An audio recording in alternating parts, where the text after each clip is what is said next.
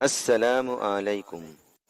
একবার হজরত উসমান রাদিয়াল্লাহু তাআলাকে আমাদের প্রিয় নবী হজরত মুহাম্মদ সাল্লাল্লাহু আলাইহি সাল্লাম পেট ব্যথার দোয়া শিক্ষা দিলেন এবং সেটি পাঠ করার সাথে সাথে ম্যাজিকের মতো কাজ করলো।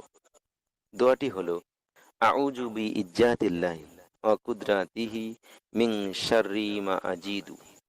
আউযু বি ইজ্জাতিল্লাহি ওয়া কুদরাতিহি মিন শাররি মা আজিদু। দোয়াটি কিভাবে পাঠ করতে হবে এবং কতবার পাঠ করতে হবে এ বিষয়ে আজকে আমরা বিস্তারিত জেনে নেব ইনশাআল্লাহ। খাওয়া দাওয়া বা অনিয়ম কিংবা বদহজমের কারণে অনেক সময় পেট ব্যথা হয়।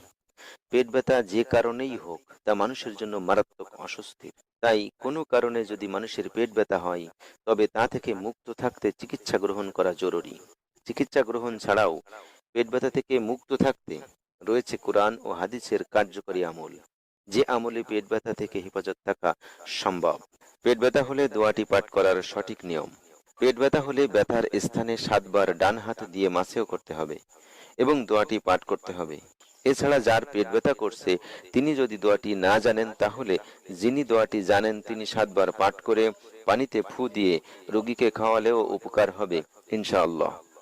আল্লাহ তাআলা দোয়াটি পাঠ করার মাধ্যমে সকলকে সুস্থ থাকার তৌফিক দান করুন।